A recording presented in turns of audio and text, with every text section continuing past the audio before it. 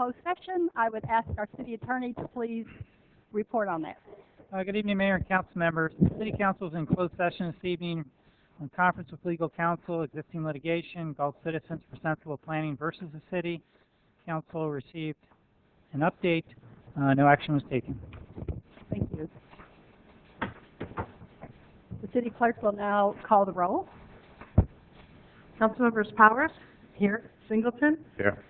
Shelton? Here. Cruz? Here. Haynes? Here. I would invite you to join me in a moment of silent prayer, and that will be followed by the salute to the flag, which will be led by Pack 84, Den 2, We Blows 1.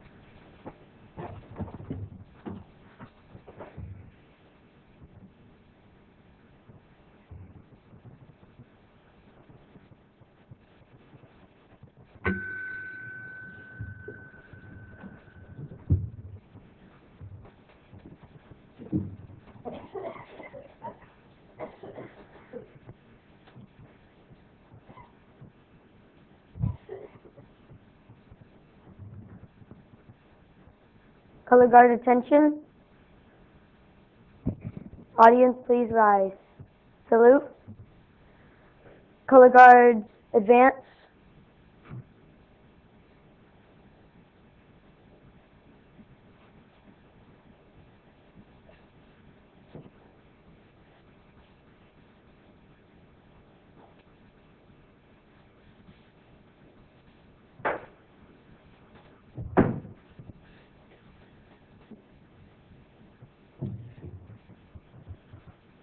Prepare to post colors.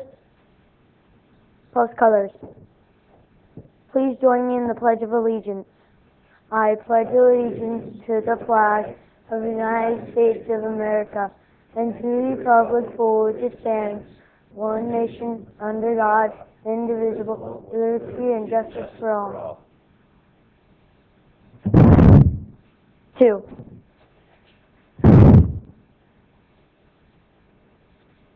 Color guard, return to ranks. Please be seated.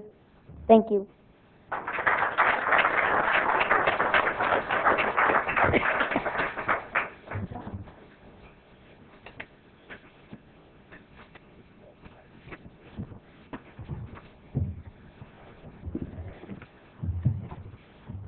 The next order of business is the video statement.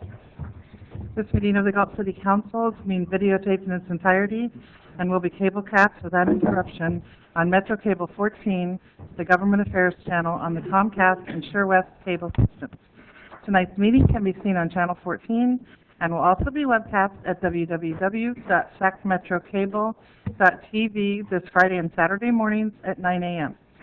Tonight's meeting can also be seen via live video streaming on the city's website at www.ci.galt.ca.us. A DVD copy is also available for checkout from any library branch. Members of the audience wishing to address council should fill out a speaker identification form and give it to the clerk. Please speak into the microphone when addressing council and state your name for the record. Okay, I would ask for agenda approval. Are there any additions or deletions from the agenda? Hearing none. Then I will move on to presentations. And before we do, I would like to make a presentation of our city clerk, who's celebrating her birthday, which we didn't realize. Okay, 29 again. Okay, tonight we have a presentation from the Galt Police Department and overview of the Detectives Division. Good evening, Mayor and Council. Tonight I'd like to present Sergeant John Rocha, who will be doing the presentation this evening.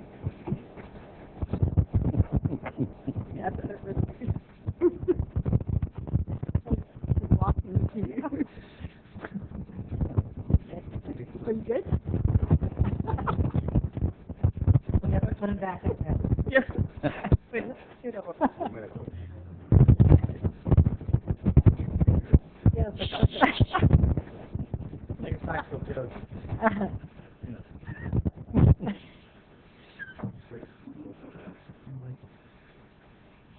Just shut the mics off, yeah. Okay, thank you very much. My name is John Roach. I'm a sergeant with the Galt Police Department. and currently I oversee and supervise the detective division. Okay, our detective unit comprised of 4 detectives and myself. We're under the command of the Support Services Lieutenant, which is Lieutenant Updegrove.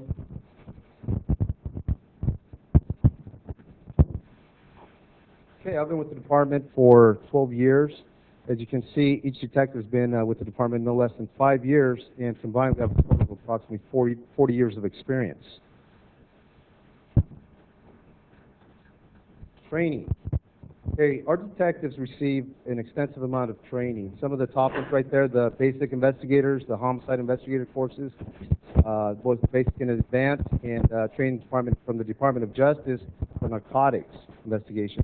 Those there alone each consist of 80 hours of training, and then as you can see, we also get into other type of training, whether it be forensics for cell phones, computers, financial crimes, crimes against people, which include children, elders, or just any citizen out there, registered sex offenders. Now, keeping up with current laws, tactical issues, make sure that everybody's safe. Now, this training is ongoing, and the detectives develop expertise in these different types of crimes, but they're also cross-trained, so in an event that a detective's not available, let's say for financial crimes, one of the other detectives can step in and do whatever needs to be done at that time. Okay, the detective unit, basically a clearinghouse for all the written cases. We review them for follow-up, and I end up assigning cases to our detectives. They also develop their own cases, by proactive measures, by going out there and trying to address quality of life issues or anything of the sort. Each detective has to prioritize their own caseload, because there's only 4 of us. And in doing so, then they have to complete these cases, write the reports, and forward them to the appropriate agency, whether it's the district attorney's office for filing for charges or to other agencies. Okay, how do these cases come to us? Multitude of ways. It could be somebody calling 911 or a citizen calling to report something. A lot of our cases get cross-reported by mandated reporters, which could be the schools, adult protective services, child protective services, hospitals. If somebody comes in and they appear to be a victim of some type of violent crime, they'll report that to us, which ends up being a case.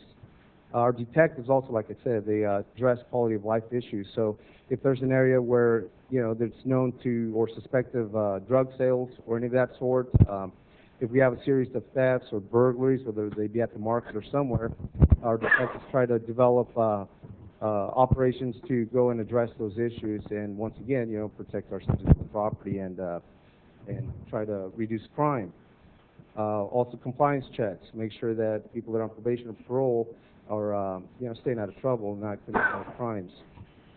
Some of them may be from tips, which is from citizens. We have the tip line. Outside agencies, they may arrest somebody who gives them information on something that's going on here. They'll call us, and we try to follow up on every lead. Also, district attorneys. So if somebody ends up being arrested, and there's further follow-up for that case, their investigators will contact us, and we will conduct that follow-up. Okay, our detectives, technically they're Monday through Friday, but realistically we're on 24/7. So if there's some type of critical incident or something serious that happens on the off hours, we do come out and do what we have to do. We, like I said, follow up on any reports as needed, and that's not just for this jurisdiction. It could be anywhere in Sacramento County or any other agency's jurisdiction. We get called out for the complex crime scenes. We end up interviewing witnesses, suspects, prepare the crime reports, and get them up to the district attorney's office for filing of the charges. We obtain search warrants, serve the search warrants, arrest warrants, conduct surveillance. Once again, like I said, develop operation plans and so forth. This is a big one right here, the compliance checks. There's a number of parolees and probationers. Like I said, we have to make sure that they stay out of trouble and they're not committing more crimes. That also includes sex offenders. We've got to make sure that they're living where they say they are and that they're not basically doing what they're not supposed to. Again, work with other and/or assist other agencies. What happens to the cases? The cases, end up with 4 different type of endings right here, ongoing. So those are open cases. We're working on them, trying to resolve them. Suspended cases, we have some cases that there will not be any further leads at this time, so they end up being suspended, but we can reopen it at any time if something develops. The closed cases, those are the ones that get forwarded to the district attorneys for the filing of the charges, forwarded to outside agencies, and sometimes they're closed out due to parties not wanting to prosecute. An example of that is a store catches juvenile shoplifting small item. That store may choose not to prosecute. We'll still take the crime report, but we'll end up closing it out without any charges being filed. The unfounded ones, as it states, these are the cases that are not supported by evidence that a crime has been committed. Okay, who do the detectives work with? As you can see, I've listed there a multitude of agencies. Obviously, this is not all of them, but at any given time, any case can require some assistance or working along with, could be the FBI, could be, probation department, from any agency, the coroner's office, the fire departments. They have investigators. We work with Child Protective Services. We work cases with Franchise Tax Board. So it can be pretty much any agency out there. We pretty much work with, or I can guarantee the ones we're working with in the future. Okay. Here's some of our closure rates. Since I started the first year in 2009, when I started overseeing the detective division, we ended up with a 68% closure of our assigned cases. As you can see, in 2010, that moved up to 71%. 2011 up to right now October, or at the end of October, we're at 72%. So these 4 detectives are working very hard to try to close out these cases. Now, like I said earlier, some of them may not be closed out; they'll be suspended. But this percentage is pretty high. Okay, just an overview of from mid-2010 to currently right now. These are some highlights. So during this time frame, there's been 60 search warrants written. As a matter of fact, we're writing another one today. But 156 of the cases have been forwarded to the DA's office for arrest warrants. We've had 132 arrests. 296 cases from detectives were self-initiated. And another example, one detective alone in these 18-month period has alone recovered 20 guns off the streets.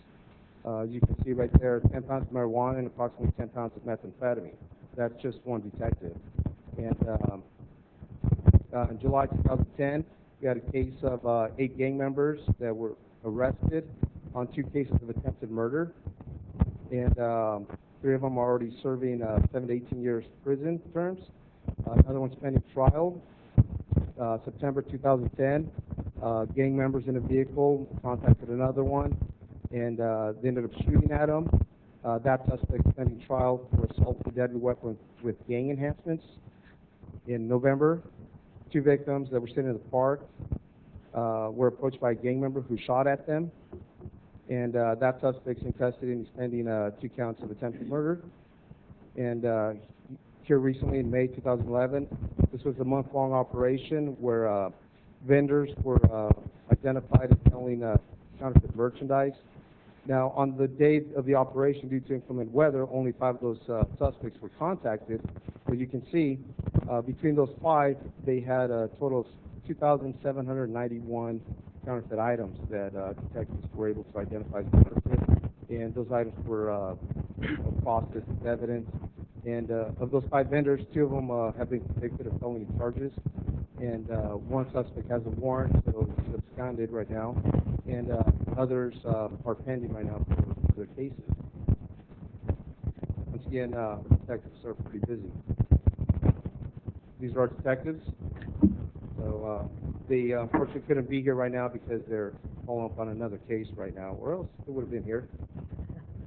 And any questions? Any questions or comments from the council? Good job. Thank you. Thank you. I have a comment. I just like Okay. Thanks, Chief. Sorry for what you gave us an overview. It's very important, not only to the elected officials, but to the public. I appreciate it. You're welcome.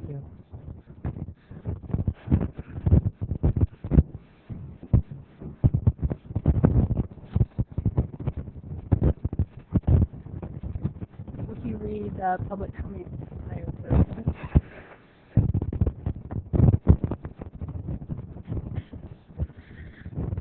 Under Government Code Section 54954.3, members of the public may address the council on non-agenda items. Speakers may address council on any agenda item during consideration of the item. Speakers shall restrict their comments to issues that are within the subject jurisdiction of the City Council and limit comments to a maximum of 3 minutes. Please set a speaker sheet located on the table inside the entrance to the council chambers and forward the completed speaker sheet to the city clerk. Before you call someone from the public, our city manager would like to speak at this Let time. me just, I want to introduce a few new faces and one familiar face. We've had some changes in our Public Works departments, and we have a new interim Public Works director that I'd like to introduce you to. His name's Richard Prima. Richard, if you want to come up, say hi to the council. He's a former Public Works director for the city of Lodi. He's been with us for about 4 months or so while we recruit for a new Public Works director. Thank you, Mr. Chairman. Madam Mayor, members of the council, I am very pleased to be here. I retired in 2008 after almost 34 years with the city of Lodi, starting as a junior civil engineer and finishing with 10 years as Public Works director. And if anything that I learned in that time was that stick around long enough to get to see all the things that you worked on earlier that need to be redone or replaced or need heavy maintenance, and something that taught me to really pay attention to that when you're in that initial design phase, and I hope I can instill some of that thought in your staff. Speaking of your staff, I do want to say that I've only been here 2 days, so I don't have, a full appreciation of their capabilities, but I have been fairly impressed. Starting with the top management, your city is the same size now that Lodi was when I started in 1975, and in many ways you're way ahead of where Lodi was then, and even now you're in many respects equal to what Lodi has, and I applaud you for that. I'm looking forward to this time, and hope that I can keep things moving along, and certainly be available for questions or any other comments you might want to make. Welcome aboard. Thank you. Yeah. Thank you for the nice comments you made about our city. We're pretty proud of it ourselves, and welcome you to our team. And you should be proud. Thank you.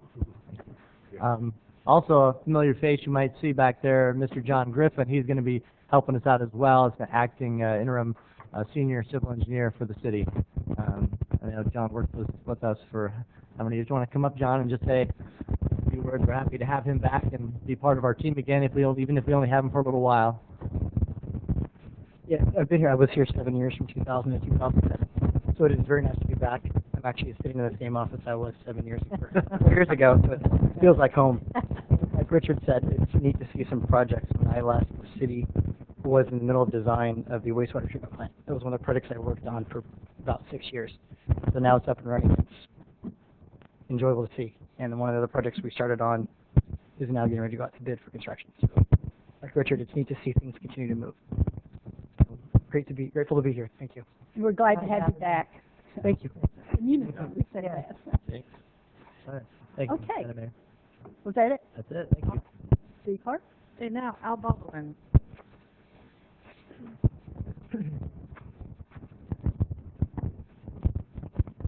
Round and round and round, see those faces. Al Baldwin, I'm a concerned citizen of Galt, and of course this is a wonderful city of character, and we enjoy being in it and living in it. But tonight I'm here on one area to represent the Galt Historical Society. I'm reading it because the 3-minute limit. I want to make sure I don't go over that. But I want to thank our city manager for attending our dinner that we had. It was a meeting as we selected our new leaders for the 2012 year. We appreciate your kind words Jason, and encouragement too. Liz, our city clerk, was also there, and we appreciate her kind words also. And if you want to check out our website, it's galthistory.org. Very simple, but let me tell you, it's an extremely looking, professional website. It's got a lot about Galt.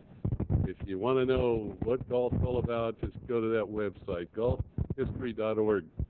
Now, the second item that I just wanted to say real quick was I had the pleasure of attending a few of the Galt City Council Youth Committee meetings for up-and-coming activities and was quite impressed with the way it was done.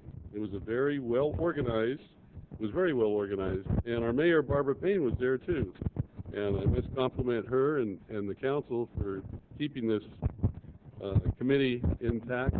It's getting better. If you haven't really sat into one of these, let me tell you, I think you're going to be totally blown away.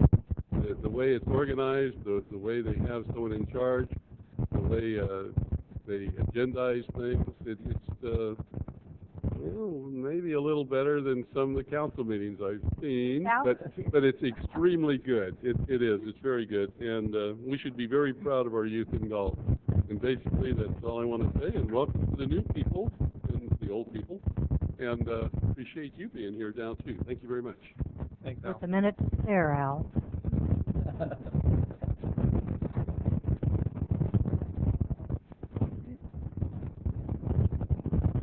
Connie, please.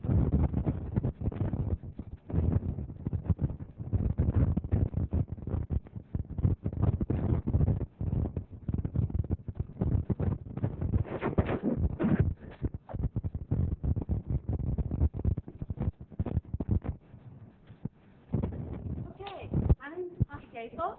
I'm most proud of you, and I'm interested about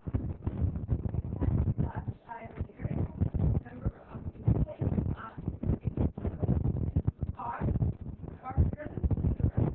We're here to encourage y'all to make a team, join us, make acting and play us. And you can be passing out information. If anybody here for Mark, it's not know somebody with cancer. If you know anybody with cancer, raise your hand. See? So all things be out there, raise your hand, working, educating, take back. Maybe and I have to talk to the people. Oh, we did that. Well, we did it a long time ago. But we want to change that to where we're doing it again. Used to be the kids at the hospital and the relay. Sadly, the gentleman who helped us got cancer. We can do it. We discovered it. And we've been doing it for about 4 or 5 years now. So we've heard all this wonderful stuff about God. How much money we're going to raise?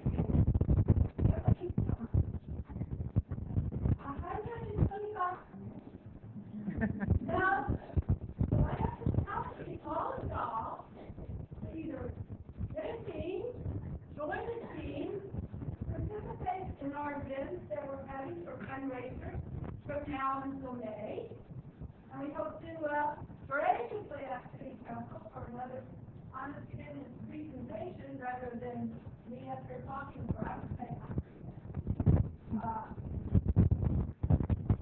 Let's all know stuff that we are.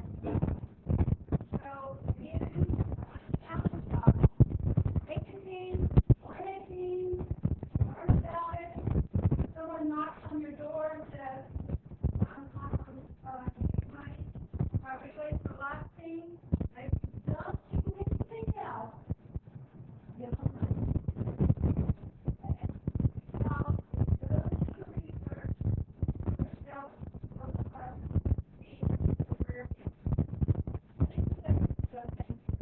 Thank you, Connie.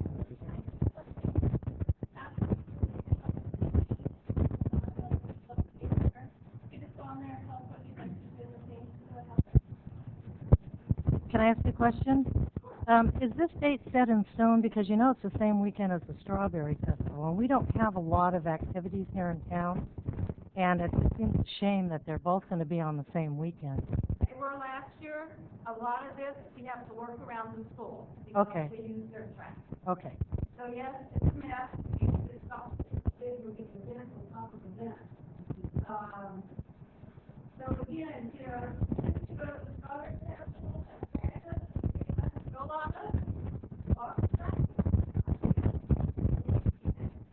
Make money. Okay, there you go. Thank you. Are there any other speakers? Okay, then would you read the consent items, please? I will. We have 4 items today. The first one, approval of the minutes of the special and regular meetings of October 18th, 2011, and the special meeting of October 19th, 2011. Number 2, approval of the City of Galt warrants. Number 3, Galt market winter rate adjustment. And number 4, public works agreements with Interwest Consulting Group. Okay. Any questions on any of those items? If not, I would entertain a motion. Move to approve. Have a first and a second. Roll call vote, please. Vice Mayor Powers? Aye. Councilmember Singleton? Aye. Councilmember Shelton? Councilmember Cruz? Aye. Mayor Payne? Aye. Passed unanimously. We will now go to the regular calendar and the treasury. Period ending September 2000. Thank you, Madam Mayor, City Council members. First, Liz, happy birthday. All right. Prior to this meeting, I was thinking about what I wanted to talk about here tonight. I don't want to sound like a broken record. So I was just looking at our portfolio, and you know what I saw is the fact that we have a well-balanced portfolio, which means that we have money in our State of California account, which is called the LAIF account, which is liquid, very liquid. We call up, it's one day money. We also have money between the years 1 and 2 years. That's kind of like what I call medium-term money. That money is invested right here locally in Galt in 2 financial institutions, Farmers and Merchants Bank and also Premier West Bank. Then, in stretching that out from 3 to 5 years, we have government agencies, and they're callable agencies. But as they get older, if interest rates rise during that time, they also have the feature to step up in interest rates. So I look at our portfolio. Now, don't get me wrong. I'm not saying our financial health is strong. I'm just saying that our portfolio is very solid. Okay, and I want to make that clear. There's a difference. But I'm just saying we have short-term money to meet our obligations. We have medium-term money and that is invested locally, and we also have long-term money. And we can't go by state law. We can't go beyond 5 years. So we have that long-term money. So we are well covered with all aspects. And this truly is a model for many cities. And many cities want to have a portfolio structured like ours. So with that, I'll end what I have to say tonight, and I ask for your approval for the Treasurer's Report for September 2011. Are there any questions, comments? Then, do we need a motion to accept this report? Okay. I'll second. Thank you. We have a first and a second. Roll call vote. Okay, so the motion to approve the Treasurer's Report. Vice Mayor Powers? Aye. Councilmember Singleton? Aye. Councilmember Shelton? Councilmember Cruz? Aye. Mayor Payne? Aye. Passed unanimously. Next item. Community Development Department, adoption of mitigated negative declaration and mitigation monitoring and reporting program for the Live Oak Pump Station and Force Main Replacement Project, and authorization of city manager to acquire associated easement agreements. Thank you, and happy birthday, Liz. The existing Live Oak Pump Station is located at the northeast corner of Live Oak Avenue and McFarland Street. It's kind of wedged between the county right-of-way and the Union Pacific Railroad tracks. It receives and delivers all sewage flow that's collected within the city boundaries and takes it to the wastewater treatment plant north of Twin Cities Road. That conveyance is via a 16-inch force main that runs along the railroad tracks all the way up to the Unfortunately, this pump station was constructed in the 1950s, and the equipment is in pretty poor condition. It has difficulty meeting maximum daily flows with all the pumps in operation. It's not sized appropriately to accommodate planned city growth in the new general plan. Its current location in that between the two right-of-ways basically means it has limited space for expansion. In addition, the force main that connects that existing pump station to the treatment plant has fiberglass couplings, and those have periodically failed over the years and caused leakage and overflow problems in this area. There's also no level of redundancy in the force main, so there's no way to reroute wastewater to another line while repairs are conducted on that force main. Consequently, staff's recommending a new pump station and a new force main be constructed. The decision whether to rehabilitate the existing pump station and the existing force main to provide redundancy will be made at a later time when we get some construction bids in. So staff's requesting that council take two actions tonight. First is to adopt the CEQA analysis that was prepared to evaluate the environmental impacts associated with construction and operation of these facilities. Second is to authorize city manager to acquire a couple of easements that are needed to construct the facilities. The first order of business for the project description that was analyzed is to construct the new pump station. That would be constructed at 10065 Live Oak Avenue. This is the site of the city's materials storage yard. It's about 1,800 feet west of McFarland on the north side of Live Oak.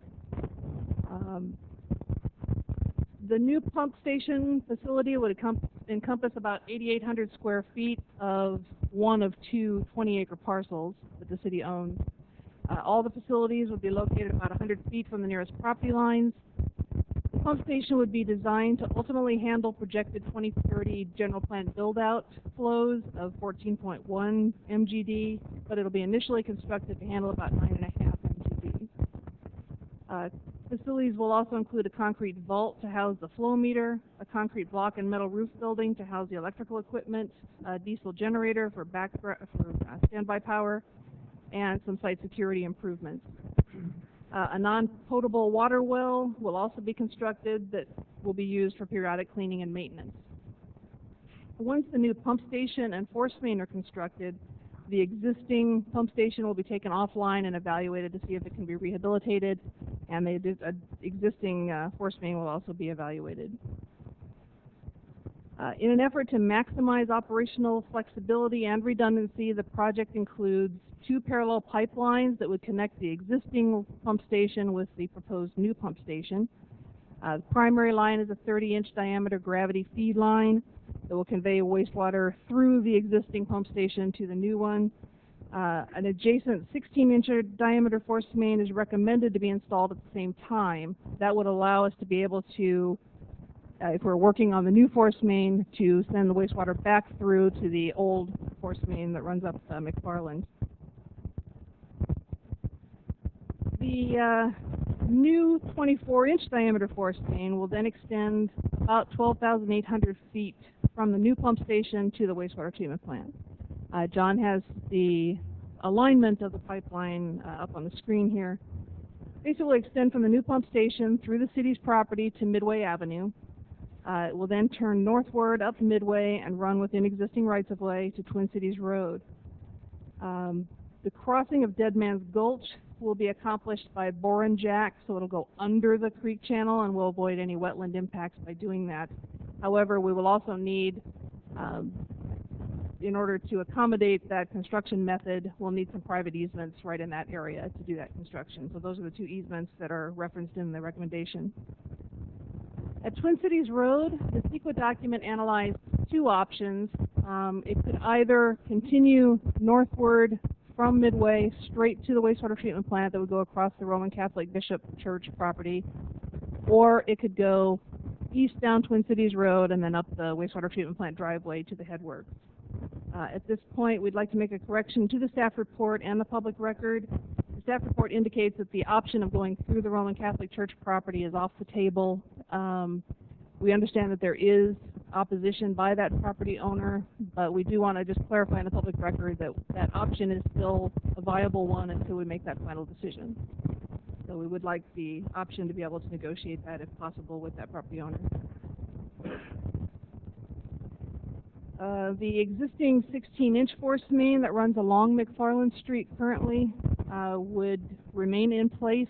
If ultimately is rehabilitated, then about 9,900 feet of lining would be installed to improve its structural integrity. City Council is being asked today to consider and approve the initial study mitigated negative declaration that was prepared for this project. The public review period ended August 22nd. We received 5 comment letters during that review period. They are included in Chapter 2 of the attached document. Some of those comments resulted in some very minor revisions to the document, mostly for clarification purposes. They did not raise new significant environmental issues or change the final conclusion that potential effects are still less than significant.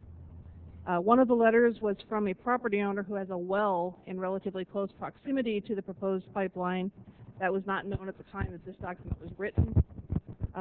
Initially, the city was going to relocate their private well to meet separation requirements that the county and state require from a water well to a sewer line. But the property owner was reluctant about losing the good production value of their well. So instead, it's likely that instead of relocating the private well, the best solution will be to provide casing around the sewer pipeline that would meet those separation requirements. Appendix A to the document is the mitigation monitoring and reporting program. It has a summary of the mitigation measures for this project. Staff recommends approval of the CEQA document, and the attached resolution has the required findings. As noted, there are 2 private property easements that will be required. Staff's recommending that you authorize the city manager to obtain those. The property owners are Ryan Voorhees in the amount of $1,300 and Frank Rocha in the amount of $2,800. The financial impact is noted in the staff report. I won't go into that unless you have any questions, and that concludes my report. I have Paul Garcia with ESA, who worked on the CEQA document with me, and John Griffin with the Public Works Department, if you have any questions. Council, questions? John Griffin? Councilman Singleton, any questions? The only question I would have, the property owner that has the well, was he satisfied with our remedy? Is he being consulted, or do we know? We understand because of staff turnover, we're not sure. We're trying to obtain that person's contact information, but we do understand that as long as we were not relocating the well, that was acceptable to him.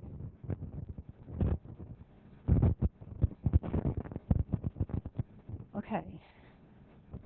Anybody else have any questions? Would you read the motion, and do we need to do this in 2 separate motions? No, ma'am. It's one resolution, so you can handle it in one motion. Or the action, not the motion? Okay, the action is to adopt a resolution approving California Environmental Quality Act mitigated negative declaration and mitigation monitoring and reporting program for the Galt Live Oak Pump Station and Force Main Replacement Project, and authorizing the city manager to take necessary actions to acquire easement agreements with adjacent property owners for construction and operation of the project. Make a motion to approve. Second. We have a motion, first and a second. Is there any discussion, any further discussion or questions? If not, okay, Councilman Shelton. Accept this. I mean, if need be, you'll be bringing it back in case there is an issue because of some information missing.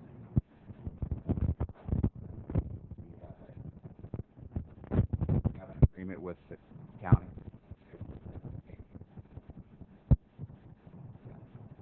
At this time, we have a message into county environmental health staff to verify that this is acceptable to them. We have not heard back yet. According to the engineer who designed the force main, they believe this is an acceptable solution to provide the redundancy and safety to ensure the well's continued use. We're just waiting here for final confirmation from county staff before I can give you that. Yes.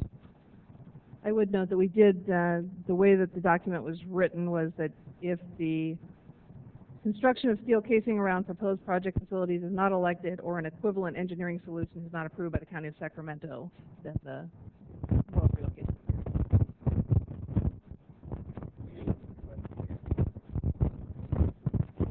Any other questions? One quick one. I noted one of the concern letters dealt with asbestos in the pipes. Have we identified whether we have such an issue?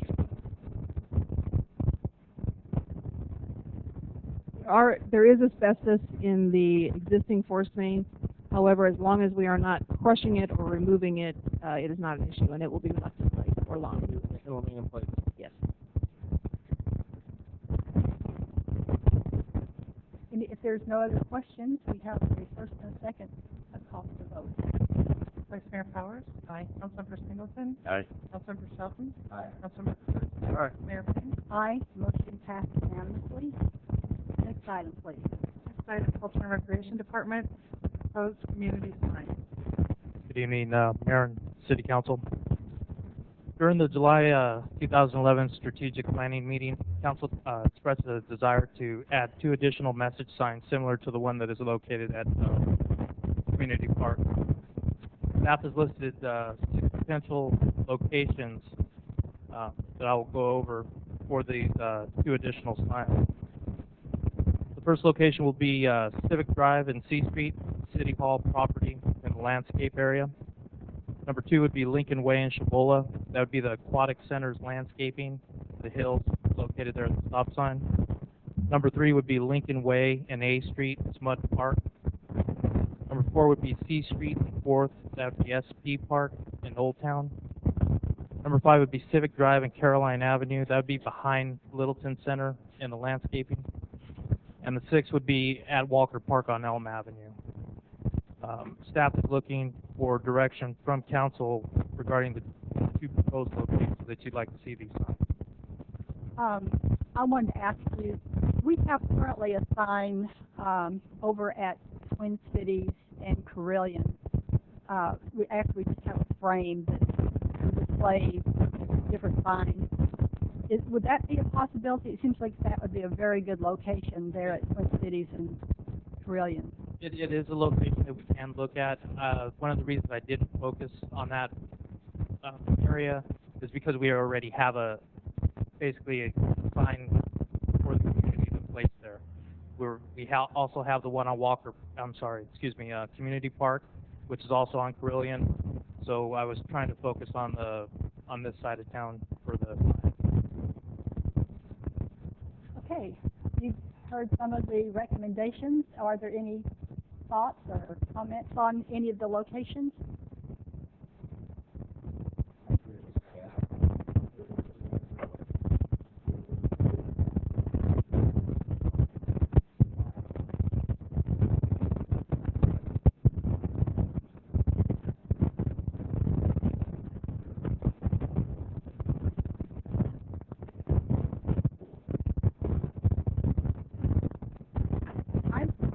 Would like to throw in my support for we call it the Spud Park. It's at A Street and Lincoln Way. Yes, that's Smud Park. It's close to the high school, so I think it would give a lot of exposure there. A Street is a main thoroughfare, is Lincoln Way. That would be one of my preferences. My only thought is, high school 1 and 2 are awfully close. They are close together, but you're having 2 different types of people seeing these signs.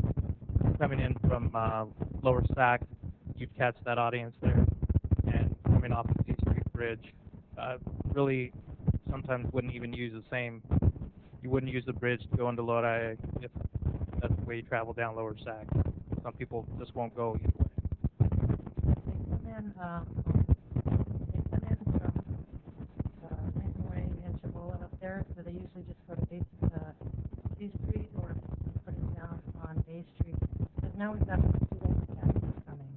The ones on A Street, like Barbara was saying, A Street and also close to the high school.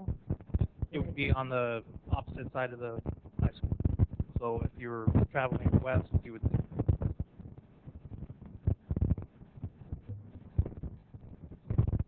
Any other thoughts?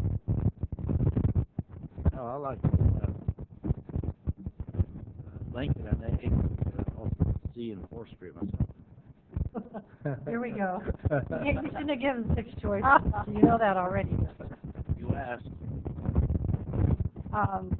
The other thing I would say about Mud Park location is we've been having a lot of activities down there on Lincoln Way. I think it would get a lot of exposure because of the activities. I'm strongly supporting Mud Park. Do we need to do this in a motion for this location, or can we go out behind the building and duke it out? My recommendation would be that after you've had the discussion and the one member make a motion with, you can do it by 2 separate motions if you just want to do one location at a time. So you can get one with majority and then move on to the second location. Tough. Make it tough on us. I think that might be easier to do it one at a time. Okay, I'm going to make a motion for Mud Park, surprisingly. Thank you. We have a first and a second. Roll call vote for this, please. Vice Mayor Powers? Aye. Singleton? Aye. Councilmember Shelton? Councilmember Cruz? Aye. Mayor Payne? Aye. That motion is passed unanimously. Now I throw it open for the other location. Second. Okay, we have a first and a second. Call for the vote. This is for Civic Drive. Can you clarify? Civic and C.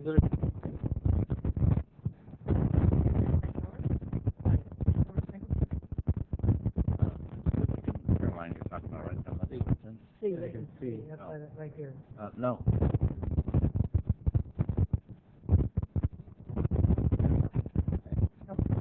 Aye. Aye. Passed 4-1. Okay, Pretty good. we're going there. Good job. Okay, ready for the next item then. Always a good job, Armando. I know you put a lot into it.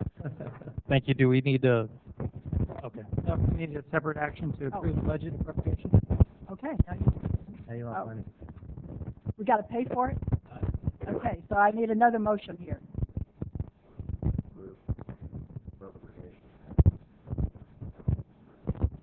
Second. We have a first and a second. Is there any questions or further discussion? Don't give us that many choices again. Call for the vote then. Motion for the budget appropriation. Vice Mayor Powers? Aye. Councilmember Singleton? Aye. Councilmember Shelton? Councilmember Cruz? Aye. Mayor Payne? Aye, passed unanimously. Anything else, City Attorney, or we got that one solved? Okay, the next item. The Finance Department fiscal year 2012 first quarter. Good evening, Mayor, Council, and community members. This evening, I am presenting the first quarter update for fiscal year 2012, and this is an informational report. Quarterly, we do present information regarding our revenues and expenditures on a regular basis to keep you and the community apprised of the financial condition of the city.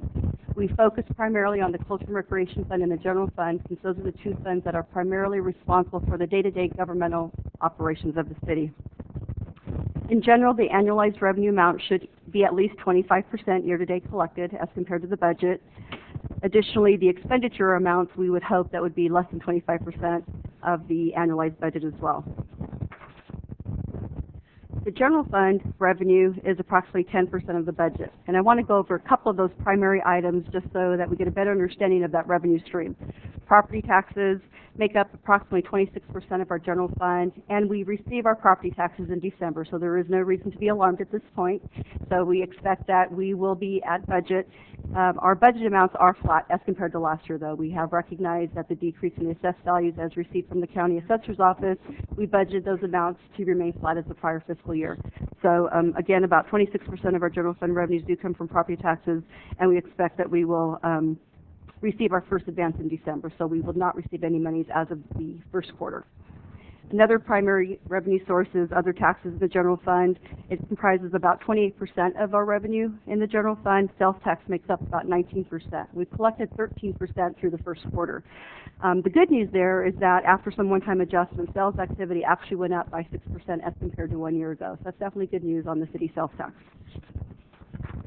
Revenues from other agencies makes up 31% of our general fund, and we have collected 5% of budget.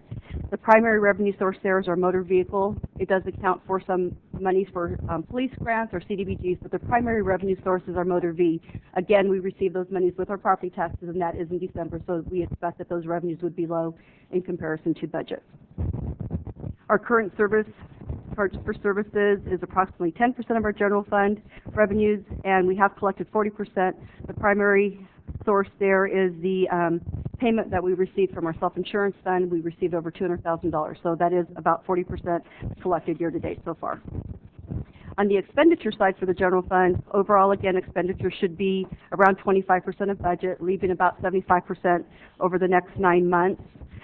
When you look at all the individual departments, there's a amount that's available which fluctuates from a low of 47% to a high of 83%. And in further review, we can see that personnel is within budget amounts. The one line item within personnel is that our employee group insurance. We pay that 1 month in advance, so we would expect that we would be have expended a little bit more than the 75 or the 25%. We should be at about 66% available for that line item. Maintenance and operations, we looked at those line items as well within the general fund, and we do have some amounts that are a little higher than the annualized amounts. One of the items is the non-departmental. We've paid the liability insurance. It's an annual premium, so it's not on an annual or monthly basis. It is a one-time expenditure, so that does appear as if it's high, but after further review, it is a reasonable amount. Additionally, some purchase orders will reduce the amount that's available for expenditure. Contracts, purchase orders would reduce that amount. For instance, in the finance department, we have the purchase order that's been encumbered for auditing services. So even though it hasn't been paid out, it does reduce the amount that is available.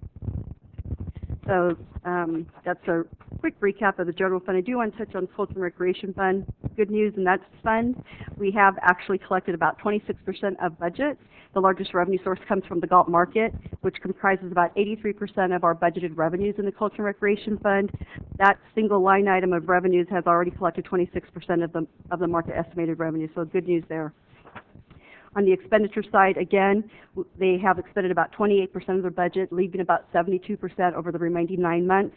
But again, we saw some fluctuations. 64% has already been expended under the Aquatic Center. Primarily, they've already finished their heavy season, their busy seasons in the summer, so we can explain that high expenditure amount.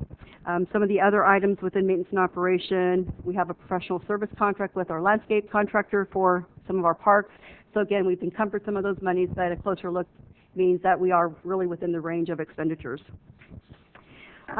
Just briefly on some of the other funds of the city, our enterprise funds, revenues from those are slightly higher. Over the first quarter, we actually have billed for 2 billing periods as opposed to just the 3 months. We bill every other month. So the bills for October 1st actually were reflected on the September's reports. On the expenditure side, the sewer and solid waste are within the annualized budget amount. The stormwater and water enterprises are slightly higher, primarily because we have a purchase order issued to Sierra Chemical, which is for the purchase of various chemicals that are used at the water treatment plants. Again, those amounts have been encumbered, but they have not been expended. Gas tax, transportation funds, most of those revenues there, a significant amount are for RSGP, $8 million, our Measure A, $8 million. The majority of those amounts are based on a reimbursement. As expenditures are incurred, then a reimbursement claim is submitted, and so there is about a 12-week lag there. So we hope to start to see some of those claims submitted and reimbursed. Measure R, that's definitely good news, our additional half-cent sales tax. We actually tracked that, and it's about 4% higher than the prior quarter. And the good news is that we budgeted based on 50% of city sales. We're actually tracking at about 58%, so that's definitely good news for the city. We have been able to budget 6 sworn officers, inclusive of 1 COPS-funded position in field operations using those funds, and there is 1 vacancy in that division, and as well as funding for 1 dispatcher. So Measure R has definitely been enabled the city to achieve some of those items that the detective presented earlier this evening. Assessment districts are kind of low on revenues because, again, we get our revenues based on property taxes. Expenditures are a little high, primarily because our debt payments are made in September, so that could explain that item. Impact fees, we have had no impact fees collected through the first quarter, which unfortunately we budgeted that way. Expenditures, though, are within annualized budget amounts. We do have 1 project that is for Mountain Cascade for the construction of Golden Heights Water Treatment Plant. So that is budgeted. It appears as if it's high on the expenditure side. Again, encumbered, not expended as of yet.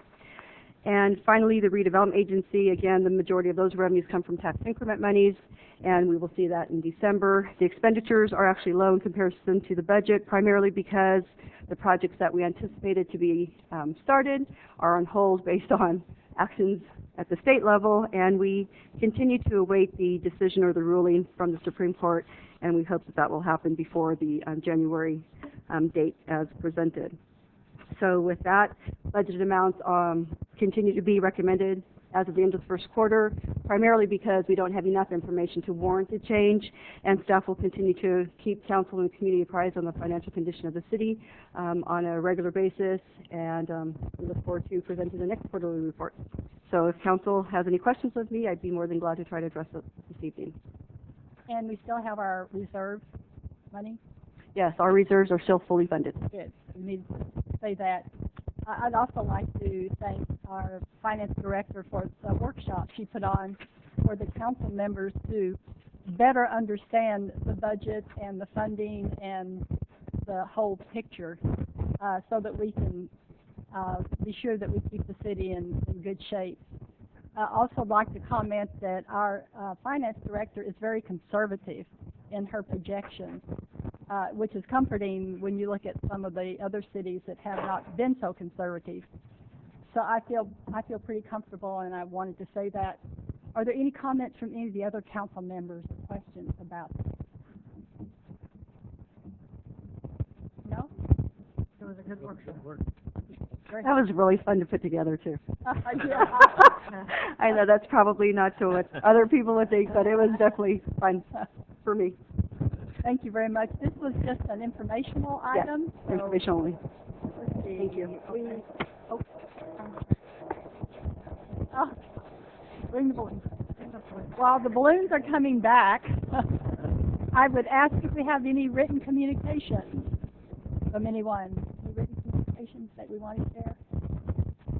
Then we will adjourn to redevelopment agency now that the balloons are in place. Roll call, please. Board members Howard. Here. Singleton. Here. Nelson. Cruz. Here. Payne. Here. Public comment.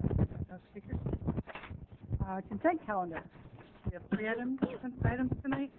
The first one, approval of the minutes of the meeting of October 18th, 2011. Number two, approval of the redevelopment agency warrants. And number three, approval of the treasurer's report for the period ending September 2011. Are there any questions or discussion on the consent calendar? If not, I would entertain a motion. Motion we accept. Have a motion. Is there a second? We have a first and a second. Roll call vote, please. Board members Howard. Aye. Singleton. Aye. Felton. Cruz? Aye. That's unanimously. We will now adjourn from redevelopment and reconvene to the regular city council with the city clerk's report. Just a couple reminders. November 7th, next Monday, the Galt City Council Youth Committee will be meeting in the council chambers at 6 p.m. On November 9th, there will be a Parks and Recreation Commission meeting in the council chambers at 7 p.m. The Planning Commission meeting on November 10th has been canceled, and that takes us to our next city council meeting on November 15th. Staff comment? I was sitting there to reiterate happy birthday. Happy birthday, Liz. Just a reminder to everybody, obviously there's a lot of changes continuing to happen out of the Central Interchange, so if you want to keep up to date, it's on our website, all the changes. The big change coming up any minute now is going to be the closing of the off-ramp. The northbound off-ramp onto C Street will be closed for an extended period of time, several months, so get off at Crystal. The new Crystal alignment is open now, or if you can pass C Street, you get off on Simmerhorn, depending on where you're going. So, Do you have any idea when we'll be able to use A Street? the new bridge, Mm-hmm. tentatively scheduled for January. Okay. Open. Okay. Sounds good. And I have a comment. I just want to thank everybody. It's been quite a day, and I had a cake, and I've got a cupcake sitting down here, and my balloon. So thanks to everybody.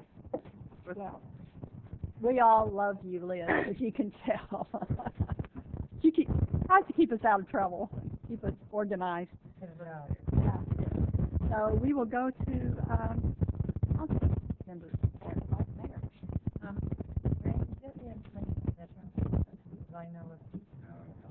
I think it's the 10th, it's from 4 to 7 at the Seventh-day Adventist Church, and, it's a really good dinner at $7, and I went last year, and it's really, really good dinner, and it is a big event in the city. There's a lot of people there, so if you could go and support the veterans, it would be really great.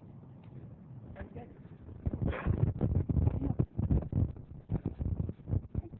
Councilman Shelton? Did you eat a lot of candy?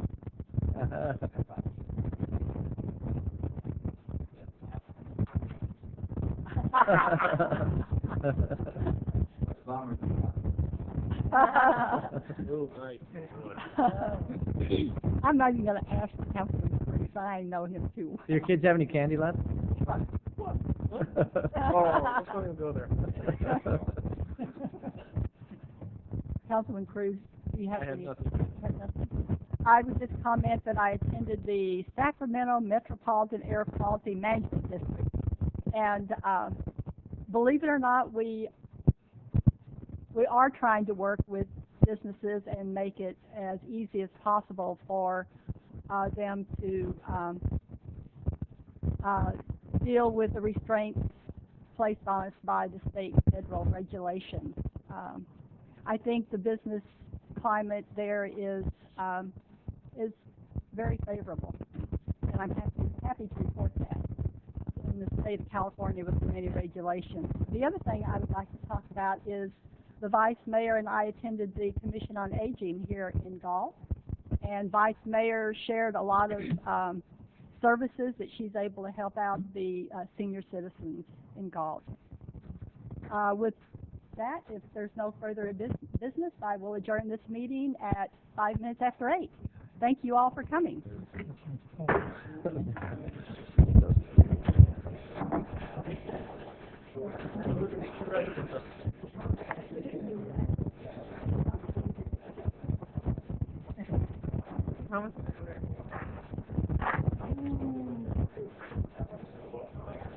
Okay?